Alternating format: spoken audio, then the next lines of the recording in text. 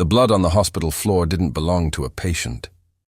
It was fresh, still wet, dragged across the white tiles near the emergency stairwell. Hospitals don't get quiet when blood appears, but tonight this one did. Somewhere below, a man had walked inside carrying a weapon, and nobody had stopped him. No alarms, no shouting, no chaos. That was the problem. Claire saw the blood as she stepped out of the supply room. She didn't react, didn't gasp, didn't freeze. She slowed her breathing and scanned the hallway instead. She had learned long ago that panic was louder than gunfire. Claire worked nights on the 4th floor. ICU overflow, the place where patients went when there was nowhere else to send them. To most people, she was just another quiet nurse. Soft voice, tired eyes, unremarkable. What they didn't know was that Claire had once learned how to move through buildings exactly like this one. She had been trained to listen for footsteps, to read silence, to count exits without looking. She had learned those things overseas, in places where mistakes got people killed. The man downstairs didn't know that. He had chosen a hospital because hospitals were easy, predictable, full of people who froze when they were scared. At 1:07 a.m., the emergency doors locked automatically. At 1:09, the elevator stopped between floors. At 1:11, the backup generators failed and stayed dark. Someone had done that on purpose. Claire rested her hand on the nurse's station counter and kept her eyes down. If the cameras were being watched, she needed to look harmless. Down the stairwell, heavy footsteps echoed upward. Slow, deliberate, unhurried. The man was coming up. Claire adjusted her badge. Registered nurse. That was all it said. It didn't mention the deployments. It didn't mention the training. It didn't mention that fear had stopped working on her years ago. The man with the gun thought he had walked into a building full of victims. He didn't realize he had walked into a place where one of them knew exactly how to deal with him. The hospital felt different once the systems went dark. Not broken, muted. Lights still glowed but softer. Monitors stayed on but silent. It was like the building itself was pretending nothing was wrong. Claire walked the hallway at a steady pace, pushing a medication cart she didn't need. She didn't want to run. Running drew attention. She passed room after room, checking doors, checking faces. Patients sensed something was wrong. They always did. A man in room 406 asked if the power was out. Claire smiled and nodded. Just a system update, she said. The lie came easily. She had learned how to lie calmly when lives depended on it. At the nurse's station, the charge nurse whispered, "My phone's dead. Is yours working?" Claire shook her head. Around them, staff spoke in low voices. No one panicked yet. Panic came later. The intercom clicked on. "Attention, staff," a man's voice said. "Remain where you are." The voice was steady, controlled, unemotional. Claire felt her jaw tighten. That wasn't a scared man. That wasn't a desperate one either. That was someone who had rehearsed this. The voice continued. "Security is unnecessary. Compliance will keep everyone safe." Claire glanced at the security camera above the station. The red light was on. Someone was watching. Down the stairwell, a door opened, then closed. Heavy footsteps echoed again, closer this time. Claire moved behind the desk and pretended to chart. She lowered her shoulders, let herself look smaller. If the man was watching the cameras, she needed to look forgettable. Her reflection stared back from the dark computer screen. Calm, flat, focused. She had worn that face before. The intercom spoke again. "You will begin moving patients from rooms 401 through 408 into the hallway." The charge nurse froze. "That's not protocol," she whispered. Claire nodded. "I know, but we'll do it," Claire said quietly. The charge nurse looked at her. "Why?" "Because he wants to see who listens," Claire said, "and who doesn't." They began moving patients slowly. Not all at once, not rushed. Claire led. She spoke softly, explained each step, made eye contact. Fear feeds on uncertainty. She didn't give it any. Inside her head, she counted. Distance to the stairwell, corners, blind spots. Which patients could walk, which couldn't. She noticed a camera at the far end of the hall tilt slightly. Someone was adjusting angles. The man wanted a better view. As they reached room 404, a patient's breathing changed. Shallow. Fast. Wrong. Claire felt it before the numbers confirmed it. The monitor stayed silent. No alarms. No warnings. The patient's oxygen level dropped rapidly. The resident cursed under his breath. He's crashing. Claire moved instantly. She grabbed the manual resuscitation bag from the crash cart and fitted it over the patient's face. One squeeze, then another. Slow. Controlled. Her arms burned. The patient didn't respond. The charge nurse whispered, "Oh God." The intercom crackled. "Do not deviate," the man said. His voice was sharper now. Claire ignored him. She leaned close to the patient.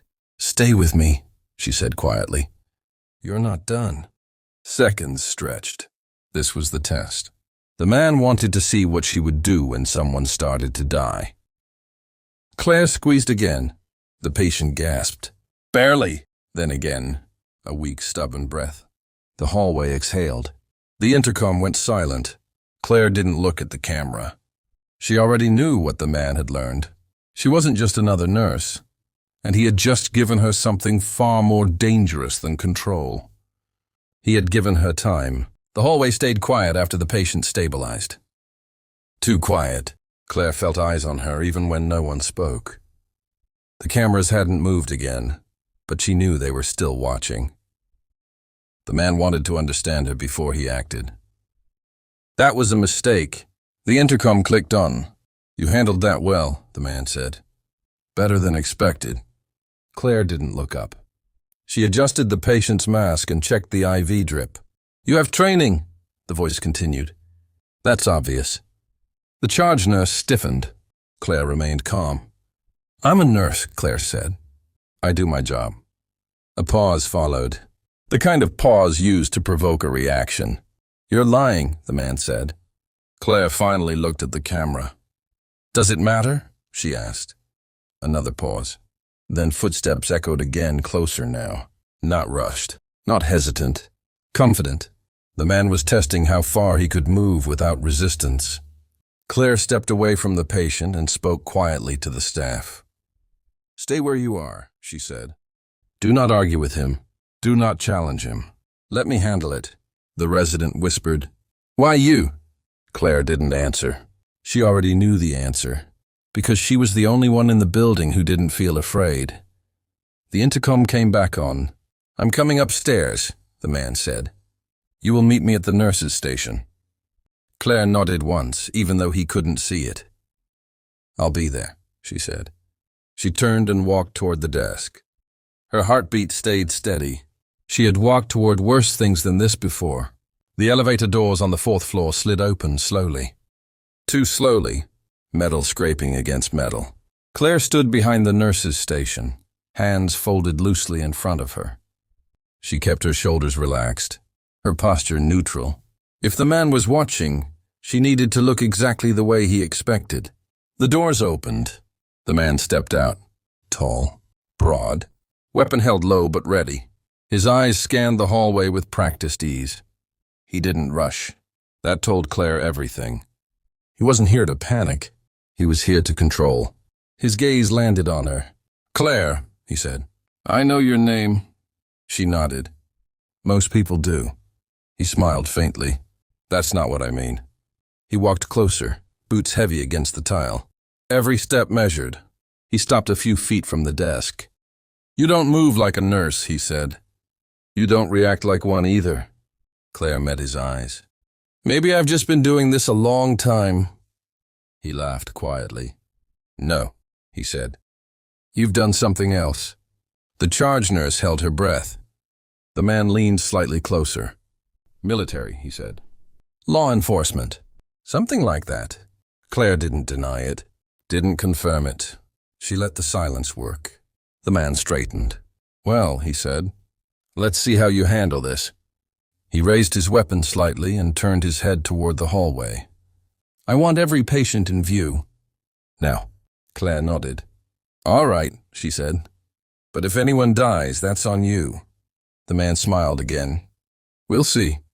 They moved the patients again. "Slower this time," The man watched every step.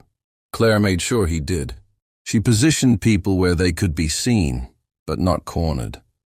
She kept staff clustered. Patience low. She controlled the flow without making it obvious. The man circled the hallway like a predator. "You're very calm," he said. "Most people aren't." Claire adjusted a blanket. "Panicking doesn't help patience," she said. He stopped behind her, close enough that she could smell the rain on his jacket. "You're not scared of me," he said. Claire paused. Then she spoke softly. "I'm aware of you," she said. "There's a difference." The man's smile faded. "That was the first crack." The intercom crackled again. A second voice spoke. "We're losing control of the cameras," someone said. The man's head snapped toward the speaker. "What?" he said. Claire stepped back calmly. Not away from him, into position. She felt the shift in the room. Momentum. The man turned back to her. "What did you do?" he asked. Claire met his eyes. "Nothing yet," she said. And for the first time since he entered the hospital, the man hesitated. Because he finally understood something. This wasn't a hostage situation anymore. It was a test. And he wasn't the one in charge. The hesitation didn't last long. Men like him never allowed it to. The gunman shifted his stance and adjusted his grip on the weapon, pretending nothing had changed, but Claire saw it. The slight tension in his shoulders, the way his eyes checked exits instead of people. He had lost certainty. That was dangerous. "You think you're smarter than me," he said, voice low. Claire didn't answer immediately. She finished checking a patient's pulse, then stood and turned to face him. "I think you planned for machines," she said. "Not people." He stepped closer. "People break," he said. "They always do." Claire nodded once. "Yes," she said. "They do." She took a step toward him. Not aggressive, not submissive. Measured. "You shut down the systems to feel in control," she continued. "You wanted silence because silence scares people." The gunman's jaw tightened. "But silence doesn't scare everyone," Claire said. "Some of us learned how to work inside it." Behind her, the staff stayed frozen. No one interrupted. No one moved. The hallway felt narrow now, like the walls had crept closer. The gunman laughed, sharp and humorless. "You think you're special," he said. Claire met his eyes. "No," she said. "I think you're predictable." The smile vanished. That was when he raised the weapon fully. "Enough talking," he said. "On your knees." Claire didn't move. She felt the weight of the moment settle. This was the point of no return. She slowly raised her hands, not surrendering, positioning. "All right," she said calmly. "But you should know something first." He frowned. "What?" "You chose the wrong floor," Claire said. The silence that followed felt heavier than the darkness. The gunman didn't understand yet. But he would. The first shot never came. Not because he didn't want to fire. Because something else failed. The lights flickered. Not out. Just wrong. The hum of the building shifted pitch. A door down the hallway clicked shut on its own. Then another. The gunman turned his head sharply. "What did you do?" he demanded. Claire lowered her hands. "I told you," she said. "Nothing yet." The intercom crackled violently, then went silent. No voice. No static. Gone. The gunman backed up half a step, scanning the corridor. "This wasn't part of the plan," he muttered. Claire moved again. One step, then another. She stayed just outside his reach. "You shut down the hospital to control it," she said. "But hospitals aren't built like office buildings." He glared at her. "They're built to survive failure," Claire continued. "Power loss. Fires. Attacks." She glanced at the ceiling. "Redundancies you don't see." The gunman tightened his grip. "Stop talking," he snapped. "Or what?" Claire asked quietly. He hesitated again, just long enough. The fire doors at both ends of the hallway slammed shut. Metal echoed. The space sealed. The gunman spun, weapon swinging. "No," he said. "No, no, no." Claire stepped closer. "You wanted to isolate us," she said. "Instead, you isolated yourself." He aimed the weapon at her chest. Her breathing stayed slow. Her voice stayed even. "You can shoot," she said. "But then what?" His finger twitched. "And even if you kill me," Claire continued, "you're still trapped. And you still don't know how this building works." Sweat formed at his temple. He had planned for fear. He hadn't planned for resistance that didn't look like panic. Claire stopped moving. "Close enough now." "Put it down," she said.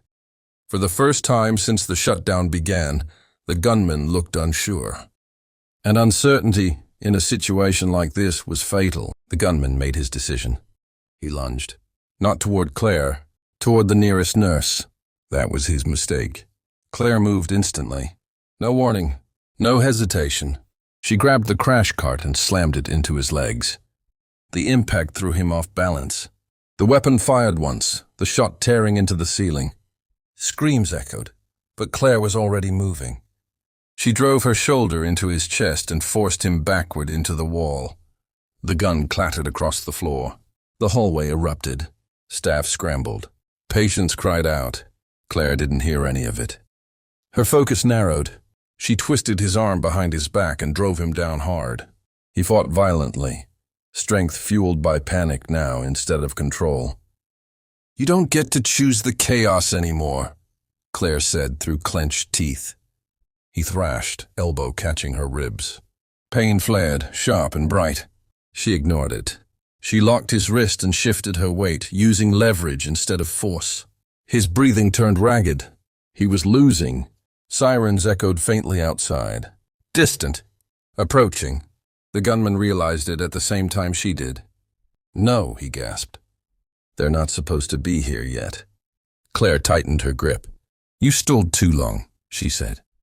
"You wanted a show." He laughed weakly. "You're not just a nurse," he said. Claire forced him flat against the floor. "No," she replied. "I'm the reason everyone else gets to be." Footsteps thundered from the stairwell. Voices shouted commands. Weapons trained. The gunman went still, hands raised. It was over. Claire released him slowly and stood. Her hands shook now, only now. As officers moved in, one of them looked at her, eyes wide. "Ma'am," he said carefully. "Are you injured?"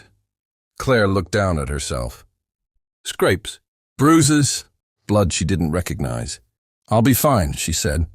She turned back toward the patients, because for her the job wasn't finished yet. The police took control of the floor quickly. Weapons lowered, voices steady, orders short and precise. They moved past Claire, as if she were part of the structure of the building itself. Someone handed her a blanket. Someone else asked her name. Another asked how many attackers there were. She answered calmly. "One, only one." They didn't understand how that could be true. The patients were checked one by one. Oxygen restored. Monitors brought back online. The hospital began to breathe again. Claire leaned against the wall, near the nurses. Stationed and finally allowed herself to sit. Her legs trembled. Her hands shook. Adrenaline always left like this. Not loudly. Not all at once. The charge nurse knelt in front of her. "You saved us," she whispered. Claire shook her head. "No," she said. "We got through it." The words mattered. Across the hall, officers escorted the gunman away. He didn't fight, didn't speak. As he passed Claire, he looked at her one last time. Not with anger, not with hatred, with confusion. He had planned every detail, mapped every system, anticipated every reaction, except her. One officer stopped beside Claire. "You military?" he asked quietly. Claire hesitated, then nodded. "Used to be," she said. "What branch?" She looked down at the floor. "It doesn't matter," she replied. The officer didn't push. He stood and walked away. Dawn crept in slowly through the windows at the end of the hall. Gray light. Soft. Ordinary. The night was over. And somehow everyone was still alive. The hospital reopened sections of the floor by mid-morning. Reporters gathered outside. Police tape stretched across the entrance. Inside, staff moved carefully, like people relearning how to walk. Claire changed her scrubs in the locker room. Her hands paused when she saw the bruises forming along her arms. She hadn't noticed them before. Pain always waited until it was invited. A doctor stepped into the doorway. "You should be in the ER," he said. Claire shook her head. "They need me here." He studied her for a moment. "Not as a colleague, as something else." "You didn't act like a nurse last night," he said. Claire met his eyes. "I acted like someone who didn't want people to die." That ended the conversation. She returned to the 4th floor. Patients slept. Machines hummed. Normal sounds returned. But the silence underneath was different now. People spoke softer, listened more. When Claire walked past, conversations stopped. Not out of fear, out of respect. Later, hospital administration asked for a statement. Then another. Then another. She declined interviews, declined cameras, declined recognition. She didn't want a story. She wanted routine back. Before she left that morning, she stopped by room 404. The patient who had crashed was awake. He smiled weakly when he saw her. "You stayed," he said. Claire nodded. "Of course." He squeezed her hand. "Thank you." Those words meant more than any medal ever had. Claire clocked out as the sun fully rose. She stepped outside into the cool air. The world looked exactly the same, which meant she had done her job right. Claire returned to night shifts the following week. Same floor, same hours. The hospital had upgraded systems, added security, changed protocols, but Claire knew something deeper had changed. People paid attention now. They noticed who stayed calm, who listened, who moved without panic. New nurses asked her questions, not about what happened, about how she stayed steady. Claire never gave dramatic answers. "Focus on what's in front of you," she said. "One thing at a time." Late one night, as she charted at the nurses' station, she noticed a familiar quiet, not dangerous, not heavy, just still. She looked down the hallway. Light steady, patient sleeping. The building was at peace. Claire allowed herself a small breath. The kind you only take when you know nothing is wrong. She was invisible again, and that was exactly how she preferred it. Because the most dangerous people aren't loud. They don't announce themselves. They don't need recognition. They simply know what to do when everything stops working. And when the hospital went silent, someone like Claire was already listening. In the days that followed, investigators walked the 4th floor again and again. They measured distances, reviewed camera angles, asked the same questions in different ways. They wanted to understand how one person had disrupted a plan built on systems and control. Claire answered politely, briefly, without embellishment. She didn't talk about fear.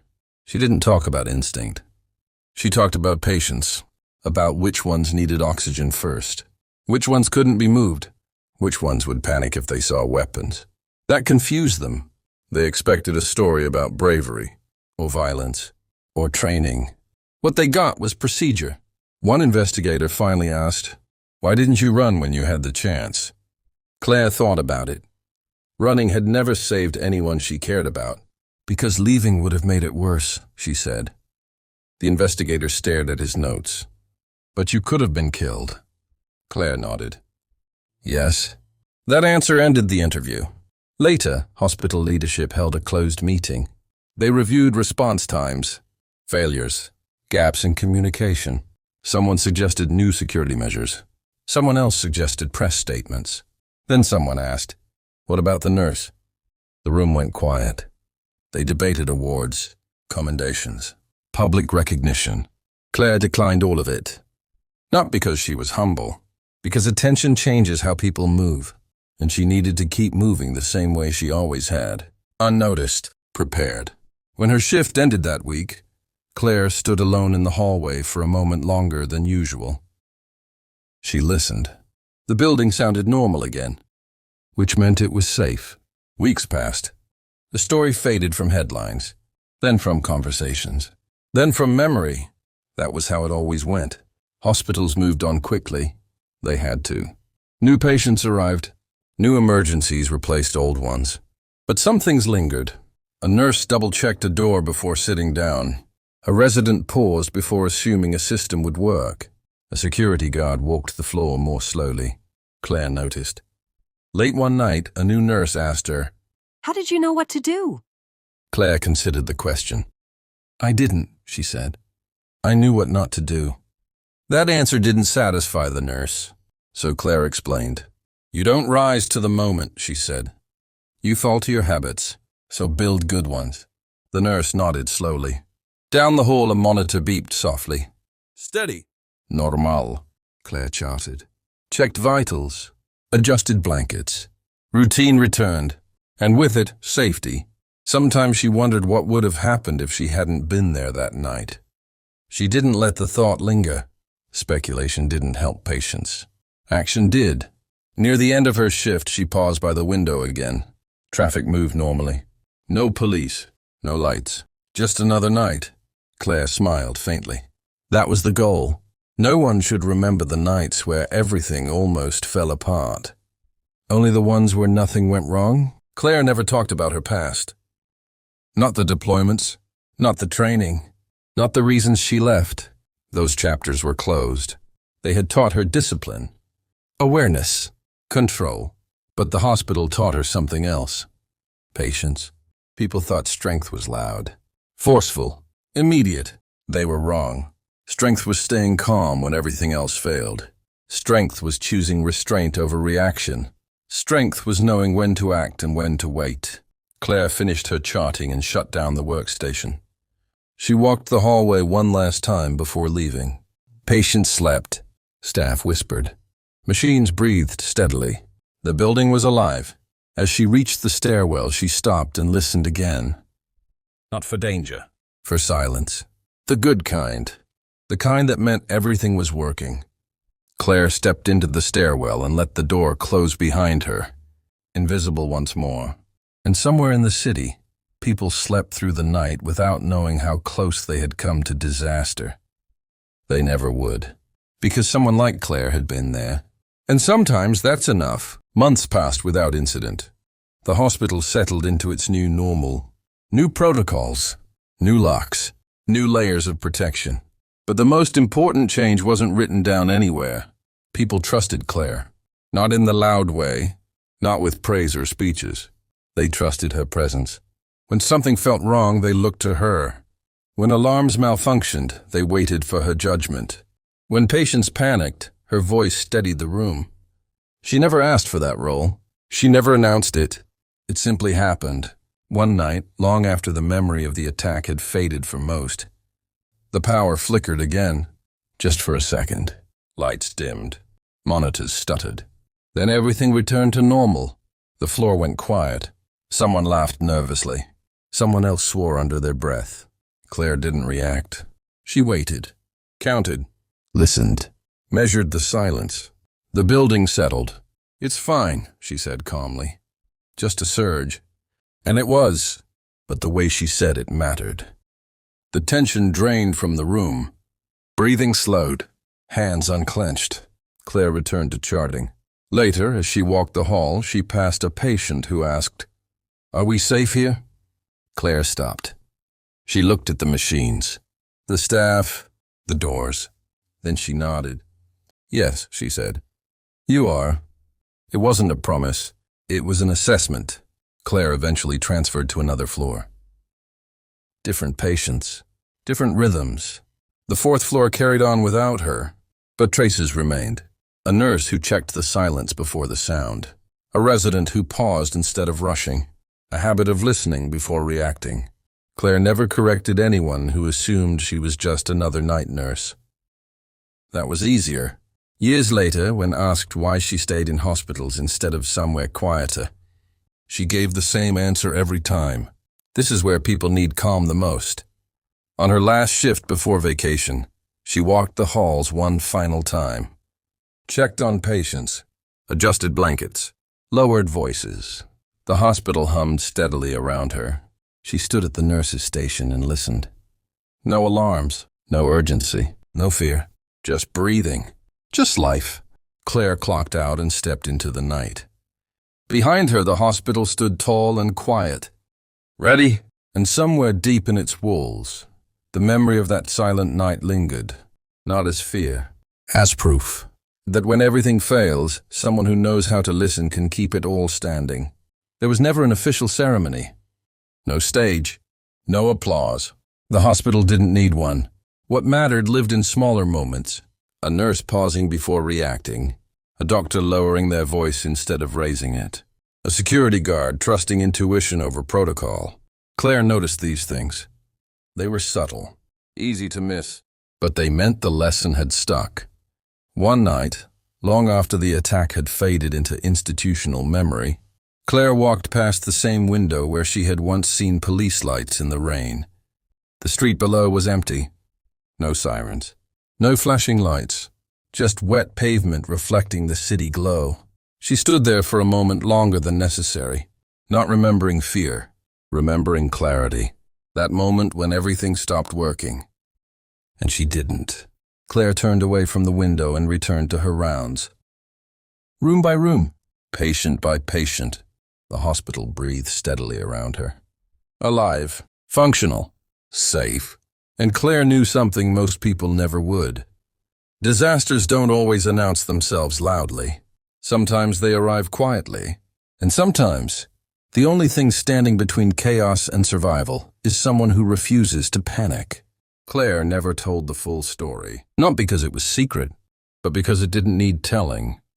People like to believe heroes look a certain way, that they arrive dramatically, that they stand out. They're wrong.